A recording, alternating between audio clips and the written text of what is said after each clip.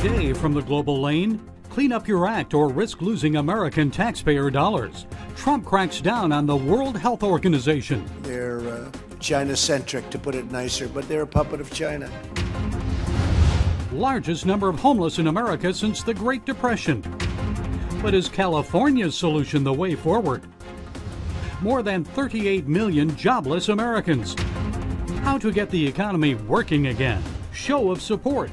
A jailed Texas hairstylist teams up with a defiant 77-year-old Michigan barber. And it's all right here on the global lane.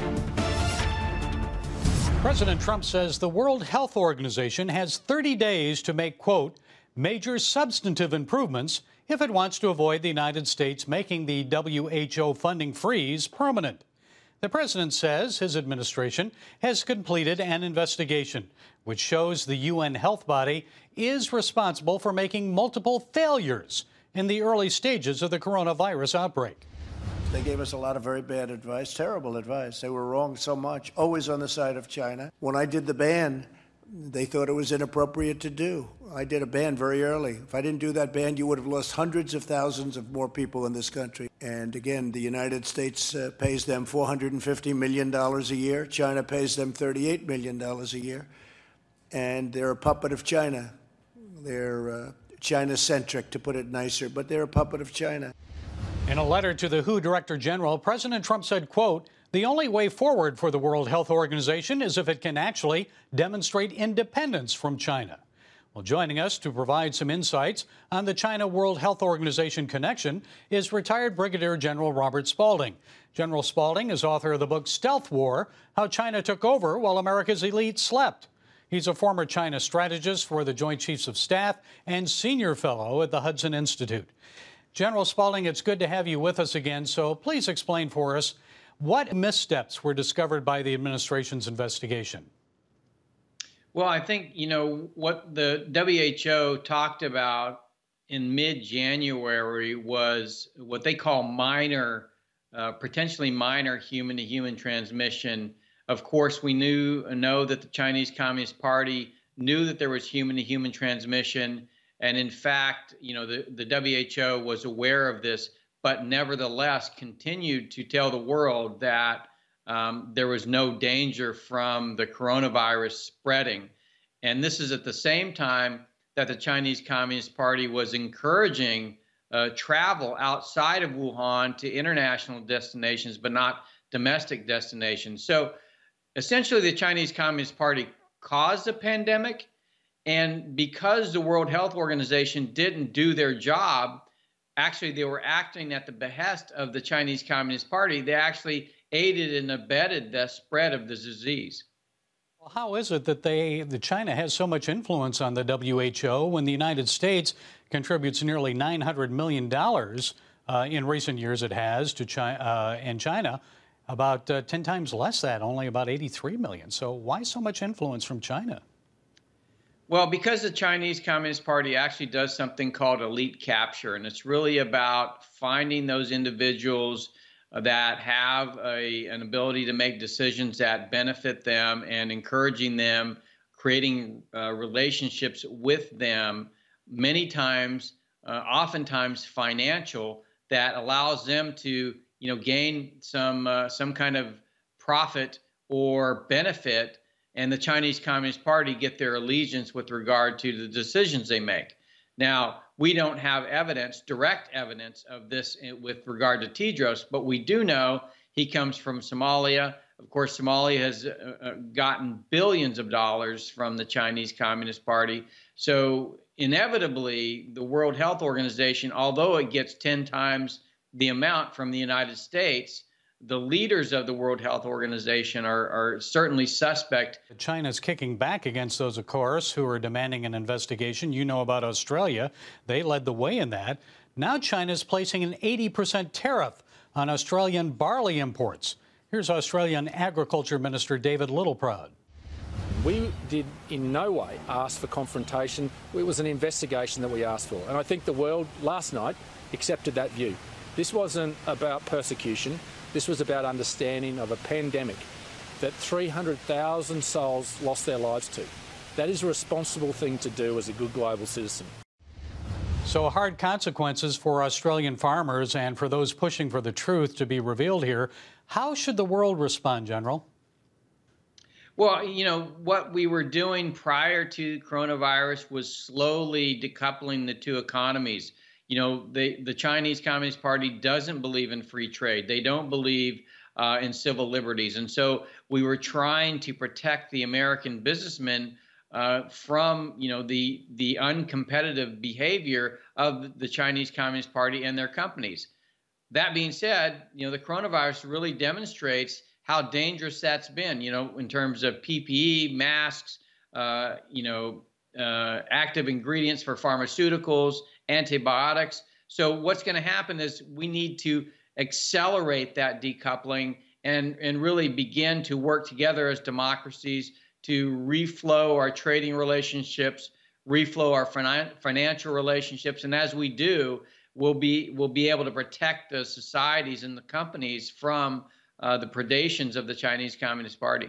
And finally, I've got to ask you about China's actions around the globe, as many countries are still trying to save lives during the COVID-19 pandemic. Our Asia correspondent, Lucille Toulousan, recently reported about the Chinese Navy threatening Vietnam and Indonesia in the South China Sea.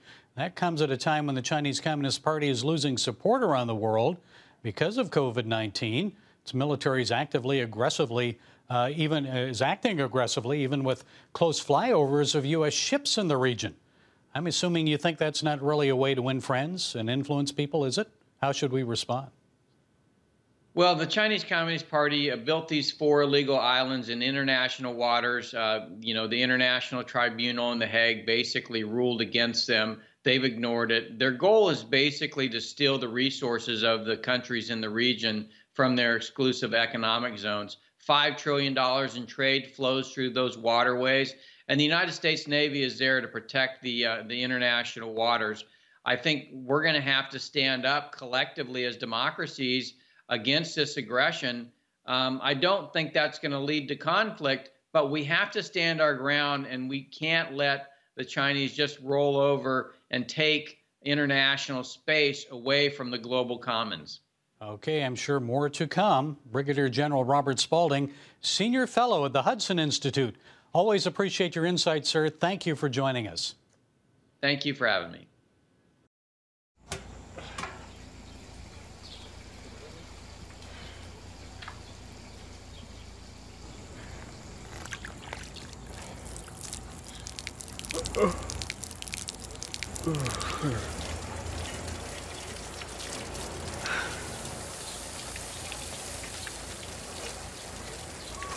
Life is better with a good night's sleep.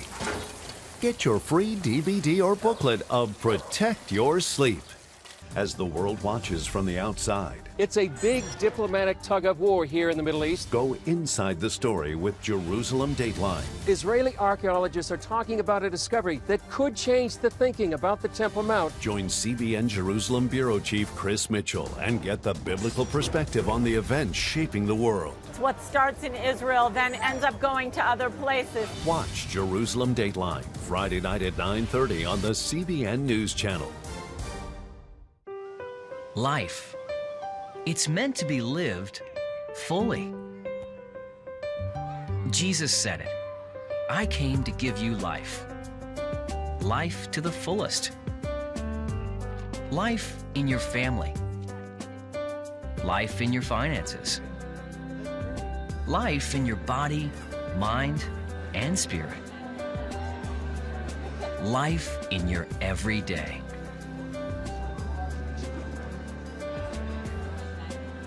At CBN.com, we're taking what Jesus said seriously.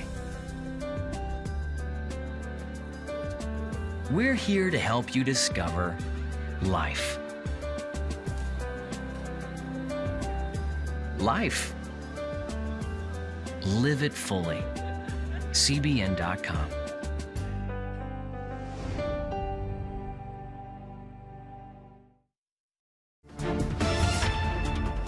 With at least 38 million Americans now unemployed, what needs to be done to help the homeless? Nationwide, homeless numbers are the highest since the Great Depression. In California, Governor Gavin Newsom demanded hotels house the homeless. The state leased 15,000 hotel rooms. Now a new survey finds that only half of those rooms are actually occupied. And mass coronavirus testing of 700 homeless people in Jacksonville, Florida, came up negative. None of them tested positive. Well, joining us to share some thoughts on this is Michael Fisher. Mr. Fisher is president of the Central Park South Civic Association in New York City. Michael, it's good to see you again. So first, California. We all know about the homeless crisis there. 150,000 people setting up tents, sleeping just about anywhere they want, especially in L.A. and San Francisco. So why are only half of those hotel rooms that were leased for the homeless actually occupied? Well, the issue is that majority of the homeless people are mentally ill, and they don't want to go into hotel rooms or shelters. They feel safer on the streets. And so that's where they're going to stay. And as long as the government allows them to pretty much dictate where they want to sleep, where they want to stay, where they want to set up their tents, in front of businesses, in front of residences, then pretty much they rule the roost. And when Governor Newsom's program first went into effect, I think last month, Los Angeles city officials threatened the hotels, saying they'd be commandered or seized by the government if they didn't comply and house the homeless. That reminds many people of what communist governments do. Your thoughts? If what these politicians are doing in New York and California and some of the other very liberal cities doesn't show the voters that it's time that we make a change, I don't know what will. Voters have to get out there and vote these people out of office. It's enough already. I think we've seen the worst through this crisis of how incompetent these politicians are. To threaten hotels, to dictate to hotels is wrong. First of all, putting thousands and thousands of homeless people in hotels is just the wrong way to do it. It's a reactive approach to things, which is typical of what these politicians do. They wait till the problem gets so bad, they don't deal with it, just like the homeless crisis. Then suddenly it's so bad and everybody's complaining about it, and you have the virus spreading all over the place among the homeless population. And then suddenly they come up with a bright idea, let's take over the hotels. I want to ask you about Jacksonville, Florida, because not one homeless person tested there had the coronavirus. Why is that? Are fears of COVID-19 spreading among the homeless overblown? No, I don't think so. First of all, I think that kudos to Florida. I think that the governor there and the mayors there are doing just a spectacular job, just overall. I mean, look what the job they're doing. I mean, they've opened up the state. You know, we see a decrease in the virus. People are happy there. People aren't thinking about committing suicide. People aren't worried about their businesses going under as much. And so kudos to Florida. As far as New York is concerned, I mean, the virus has spread among the homeless. The problem that we had in New York is the subway system. I mean, the subway system has been a disaster. I mean, it's been turned into a homeless shelter. I mean, for years since this mayor has been in office, it's become a homeless shelter. And unfortunately, when you're dealing with a subway where everything is pretty well closed in and everything, you have the homeless that are defecating and urinating and coughing and sneezing and touching everything on the trains. A lot of them have the virus. A lot of them have passed the virus around to people. That's why New York has such a huge number. I mean, statistically, 33% of the virus, people that have gotten the virus, is out of New York and New Jersey. And then New York and New Jersey, they use the subways. You know, over 40%, 43% of the people that have died from this virus are New York and New Jersey. So it's been handled very poorly here, and it's the worst. Now, California, the numbers are significantly less. So then I say to myself, Governor, open up your state. And the mayor is a disaster. For whatever reason, he wants to keep Los Angeles closed forever. And that's going to just completely destroy jobs out there and businesses. And, you know, my feeling is people who make these decisions shouldn't be earning salaries. Give up your salary. The mayor of California, the governor of California, the governor of New York, the mayor of New York, and the governor of New Jersey, give up your salaries. Don't take a salary, although the governor of New Jersey is so wealthy, I don't think it would matter. But everybody else, give up your salaries and stop. And if you're not going to give up your salaries, then stop making decisions that ultimately put people out of business. It's a shame that they're in those positions doing that. It really is. It's sad. Well, we all are concerned about the homeless, so I guess it's just common sense solutions on what to do for them. Michael Fisher, we thank you so much for being with us today. God bless you. God bless you. Thank you. Daddy? Yeah, buddy? How many nickels are in a dollar? There are 20 nickels in a dollar. How do birds fly? Does milk really make my bones stronger? Yeah. Daddy, when we die, will we go to heaven? Do you have the answer to life's biggest question? Call the 700 Club. We'll help you find answers to the important questions life brings your way. Watch breaking news, in-depth exclusive stories and programs from health to entertainment you won't find anywhere else. The CBN News Channel, a perspective you can trust. Enjoy credible news reporting from around the world. Discover inspiring programs and stories of hope, all in one place from a Christian perspective. The CBN News Channel, a perspective you can trust. To watch the CBN News Channel, download the app or visit cbnnewschannel.com.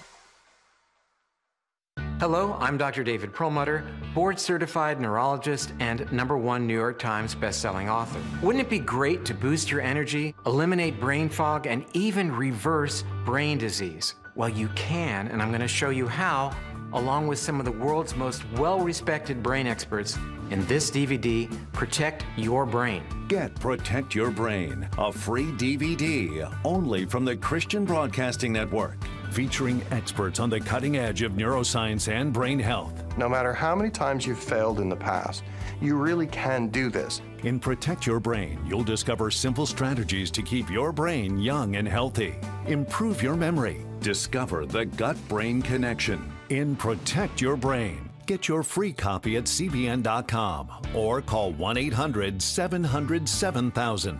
If you want to improve the quality of your life, get the DVD Protect Your Brain and get it today. Every state in the country has reopened at least some of their businesses in advance of Memorial Day weekend. But that doesn't mean everybody is back to work. 36.5 million Americans have filed for unemployment benefits since late March. That's nearly 1/4 of the U.S. labor force. Just how long will it take for Americans to get back to work and the U.S. economy to start moving in the right direction? On the CBS program 60 Minutes, Federal Reserve Chairman Jerome Powell said recovery may take some time. This economy will recover. It may take a while. It may take a period of time. It could stretch through the end of next year. We really don't know. Joining us is someone who has his own thoughts on this, Dan Celia. He's national radio and TV host of Financial Issues. Dan, always good to see you. So that was the Fed chairman. What do you think? Is economic recovery underway or a long way ahead? I think it's a long way ahead. It is underway, certainly, as we start to see organizations, companies starting to reopen a little bit, restaurants opening, some other things at 50% capacity. The airlines earlier this week announced that their ridership is up. That was somewhat of a small piece of good news. They have a long way to go. The economy has a long way to go. Jerome Powell indicating, of course, it's going to be through next year. I think from a GDP perspective, he may be right about that. It's going to be at least fourth quarter. Since he said that on Sunday, earlier this week, right after that, they were talking about GDP growth in the second quarter being down 35%. That is a huge number. By the way, that's 1/3, Gary, of all the GDP. I mean, that's 1/3 of GDP in general. So, that's a little bit more than what had expected. Businesses like JCPenney going bankrupt, Congress and the president enacting the CARES Act to help. What needs to be done now? Well, I think what needs to be done is probably a little bit more of the same. There is going to be some more aid supplied, but it really is going to take a treatment for this, or a vaccine, of course, would be the silver bullet. But it's not a matter. Restaurants, for instance, are opening up at 50% capacity, but nobody's going. So the fear in the communities, in those workers, have to be alleviated. As you know, Gary, automobile assembly lines, manufacturers have gone back to work or opened up. And I'm waiting to hear what those numbers are going to look like. How many of those union members actually came back and got on the line and went to work? And, you know, that's going to be an issue. And that's why all of this is going to take a little while. If they had a treatment, it would be a little easier. I wouldn't be as fearful, right? If I'm going back to work on an assembly line and, yeah, I don't know where the guy next to me was last night, but at the same time, if I were to get it, at least they have a treatment. So you can see where the fear would be subsiding. It would be a little bit easier to get back to work. So that's why it's going to be a slow go. And we've got a lot of the Democratic states, managed states, they just don't want to open. And they believe, I guess, that the economy getting worse is going to be good for them in November. I totally disagree with that premise. It's going to be worse for them, but they haven't figured that out yet, I believe. Yeah, it may come back to bite them. And another $3 trillion package, of course, of relief now dead in the U.S. Senate. Others like Mark Cuban are saying $1,000 monthly checks for people during the pandemic. What do you say about those proposals? Because I know that for a long time you banged that drum about a growing deficit. Yeah, I do, and I have, and I'm still doing it. But I would say to Mark Cuban, that's great, Mark. You know, we can get in debt that way and do it, but we are an economy depending upon consumers. Exactly what are they going to consume with that $1,000? Can you tell me? What are they going to consume? Nothing's open. Nothing's thriving. What are they going to consume? If they're not consuming, all the money in the world isn't going to help the economy if they can't consume. So I think that's putting the cart way before the horse. I think it's a ridiculous theory that if we give people money, the economy is going to get better. We got to give the economy money so the economy can get back to work, and then people will have places to go, people to meet, dinners to eat, and so on and so forth. So we got to get the economy going. We can't keep giving money to consumers. I'm all for safety nets. I get it. I understand. We've got to do it. But we've got to think logically through all this. Yeah, right here in Virginia Beach, saw a small restaurant that only had 2 tables out. They said you could go outside and eat, but they only have 2 tables. So it's a little difficult to get your business going again with that. Dan Celia, financial expert extraordinaire. Thank you for your time, Dan. Appreciate you. Gary, you're welcome. I'm glad to be with you. Thank you for having me. If you want to be an attorney with a passion for serving people and for excellence, Regent University needs to be high on your list. Regent's award-winning law school doesn't just create lawyers. We create leaders, judges, prosecutors and defense lawyers, civil litigators, and leaders in government. Ready to become a purpose-driven, practice-ready lawyer? To start your rewarding career, complete the online application, submit your transcripts, and take the law school admissions test by July. Nutrition, exercise, essential oils, weight loss, and more. It's Healthy Living with Lori Johnson. Talk about what's in this. Join CBN health reporter Lori Johnson to get the latest information from today's top health experts. This is fantastic. Find out what you need to know to live a healthier life. Watch Healthy Living, Tuesday night at 9:30. Woohoo! Hi, Superbook fans. Here's something else you'll love. It's the new Superbook Bible app. It's packed with games, activities, and Superbook episodes that you can watch for free. Oh, no! There's trivia, a fun daily devotional, and answers to your Bible questions. Plus, an easy-to-understand Bible the whole family will enjoy. You can even create your own Superbook character.